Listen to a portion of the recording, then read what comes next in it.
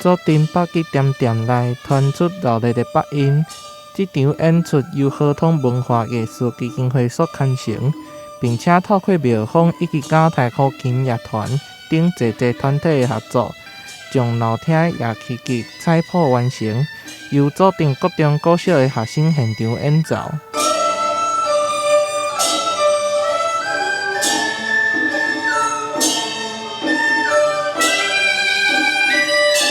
那我们合同文化艺术基金会呢，因为这个机会借由左镇国小跟左镇国中这样子的一个古乐器的演奏呢的支持，我们除了支持师资以外，然后也支持这项八音彩谱的工作。那对这个事情呢，对一个古文化的流传非常具重要的意义。随着时代的变迁，原本分散去庆隆需要的八音，渐渐予世俗味所取代。想要听到八音，嘛是透过录音带，为着要彰显传统文化，嘛是非常不容易啊。几乎从零开始，唯一剩下的就是那个光碟。那耆老们都已经过往了，所以我们这次的富裕，其实就等于是从灰烬里面再去掏起一些仅存的这个痕迹。那这个就是我们富裕文化非常难的一个地方，因为历史古迹开始坏的时候，大家都会感受得到。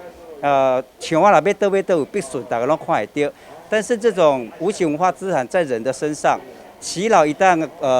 消逝了就随着这个人就不见了。那这一次我们的八音采了2首谱，未来我们就计划把这2首完整的，让小朋友同学们都完整的把它学起来。那如果将来还有别的机缘，我们也希望再扩大，能够有更多的曲谱被发掘。婚丧事件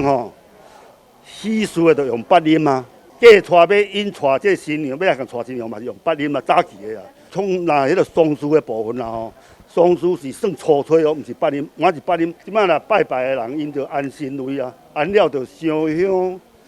搭门帘搭好，就请这八音，像这厅老厅或者老厅老厅拢包完包，搁送一包粉，八个嘛，八音嘛八，安尼就到时阮互咧完成啊。这个庙伊个丧事到一段落已经恢复正常的生活就对啦。安尼八音用大足大啊，但是了即嘛，你个丧事拢用迄个世俗物去啊，八音煞去去掉，所以讲我们有这个无形的文化应该要把保存下来。